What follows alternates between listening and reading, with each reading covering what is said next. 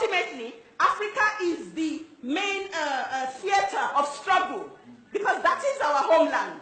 All of us, and when we talk about us Africans, we're not talking about those of us that come from Nigeria, Gambia, Congo. We are talking about Africans in America, Africans in Europe, Africans in South America. People we call Brazilians, people we call African Americans, Black Brits, Africans all over the world. Because globalization, they globalize us before they even develop the concept of economic globalization. We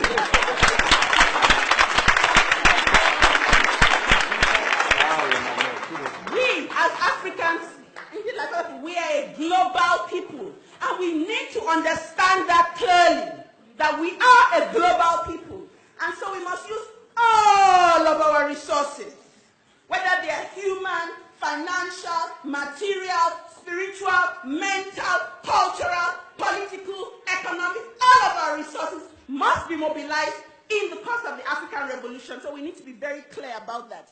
Because one of our weaknesses as a people is this thing that people refer to as tribalism. I don't call it that because this is what Europeans like. When they meet, say, oh, hello. And you say, where are you from? So, oh, I'm from Nigeria. Oh, which tribe are you from? I said, which tribe are you from?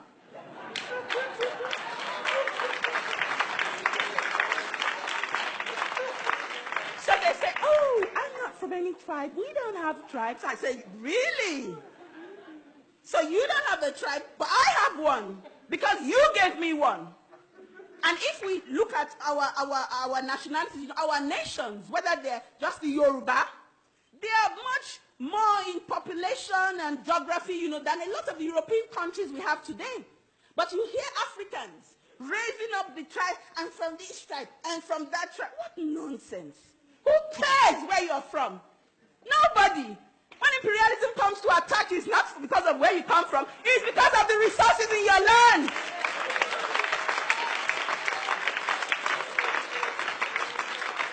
The earlier you understand that, the better for you. So in Nigeria, for example, there's an agitation now. We must split up. If we split up, our bourgeoisie, our elites will also split with us and continue to oppress us in our smaller nations.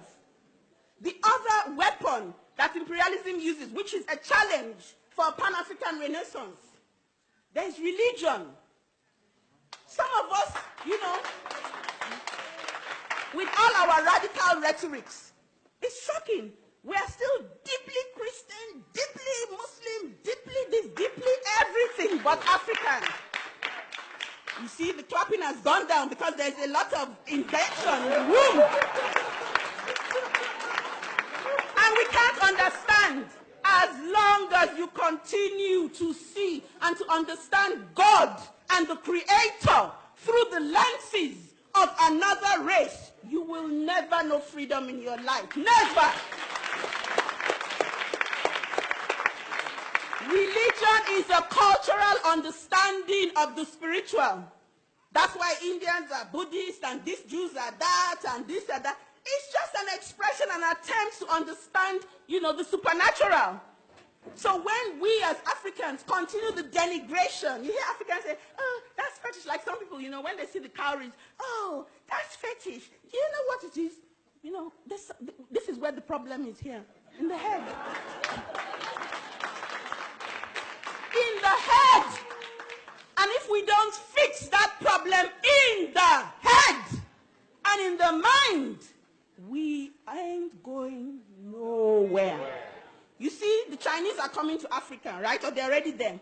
They're going to bring their own God, Confucius, whatever it is they practice. And you will see Africans there, worshipping. There must be a cultural revolution also.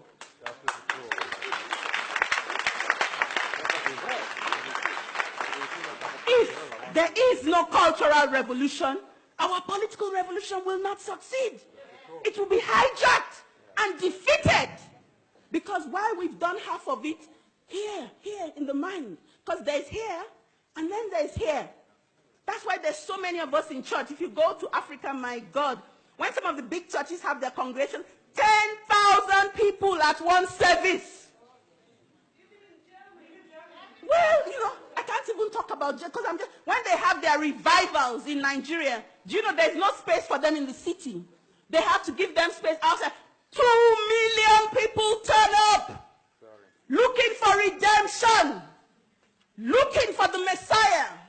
But we have to understand that because the state has failed them, society has failed them, only Jesus has not failed them. And the reason why that hasn't happened is that they're most unlikely to meet him.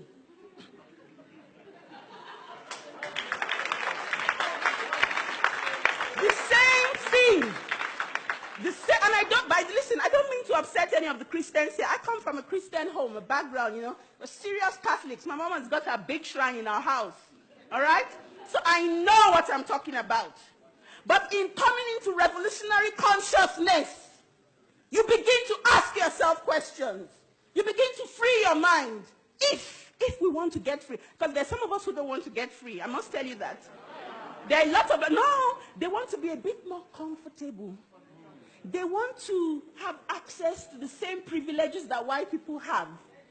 Not understanding that Europeans had to steal our resources and murder our people before accessing those privileges. So, for those Africans who want the same privileges, I always advise them to go and look for a brand new race of people that they can exploit. A brand new territory somewhere that they can exploit in order to have those resources. Because some of us want orange juice without oranges. We want freedom without struggle. That's what some of us want. That's why we wait for the Messiah. Because you see, the Messiah is going to bring it, you see. We'll be folding our arms like this, and the Messiah will bring it right up to us. Say, here you go, good people. You deserve it. You're deceiving yourselves. And if we're not careful, in the next 30, 40, and 50 years, our children will come again, whether we assemble in London, in Lagos, in Accra, in wherever, and have the same discussion all over again.